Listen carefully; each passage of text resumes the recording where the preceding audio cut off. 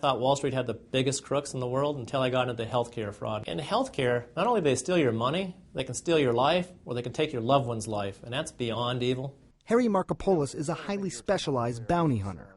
He uses forensic accounting techniques to look for fraud on a massive scale. Under federal whistleblower law, anyone who helps the government track down ill-gotten gains can keep about 20%. With an estimated $60 billion of Medicare fraud, Markopolos knows the bounty could total $12 billion. He's just got to find the bad guys. Medicare fraud, what does that mean exactly? It means the government is paying money for goods and services that are not being delivered.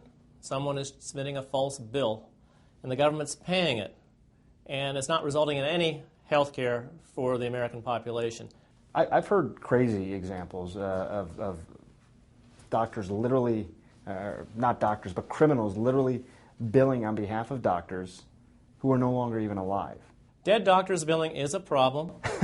That's been found certainly in New York State. You say that very cavalier. I mean, this is just something that is known. I mean, you know what? We know that doctor died a few years ago. We're just going to bill on his behalf and make money. There's other frauds that are similarly bad, I think.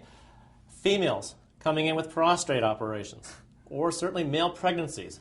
It's a no-brainer, yet the government pays those bills repeatedly. Or dead patients receiving care. How can that happen? 2010. I mean, literally, someone's going to say, oh yeah, John Doe, his pregnancy, we'll take care of that. I mean, that happens. That happens. There's other ones. There's psychiatrists that'll bill 42 hours a day, 380 hours a week, until you catch them. We're not talking about inefficiencies here. We're not talking about mistakes. We're talking about people intentionally trying to make money off the government using Medicare. Yes, they're upcoding. So a simple case of pneumonia comes in and it pays so much. But you can make several times that much if it's a complex case of pneumonia. So you just falsely code it as complex when it really was just simple. Or you're billing for individual therapy, but you're really providing the therapy in a group setting, which is much cheaper to deliver. So you're overcharging the government.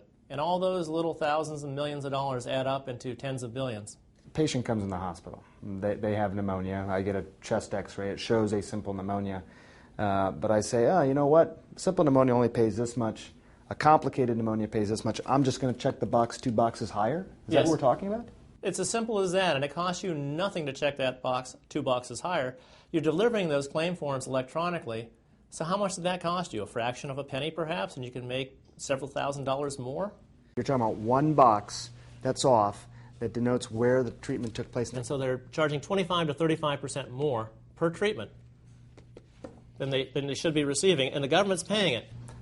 An individual watching right now that's hearing you speak, what can they be empowered to do? The most important thing they can do is when they get their bill, it's called an explanation of benefits, and they get it in the mail, they need to read it and say, was this treatment provided? Were these lab tests actually run? And if you see things on there that you never received, pick up the phone, call the number, call the Medicare fraud hotlines, call your local district attorney, call someone in a position of authority so that it can be taken care of and investigated. Will it be? Probably not. There's probably not enough people on the other end of the phone to take those calls and follow up on those calls. But if you don't, you've given a green light to the bad guys. If you've at least picked up the phone, you know you did your job as a citizen. That's all we can ask of you.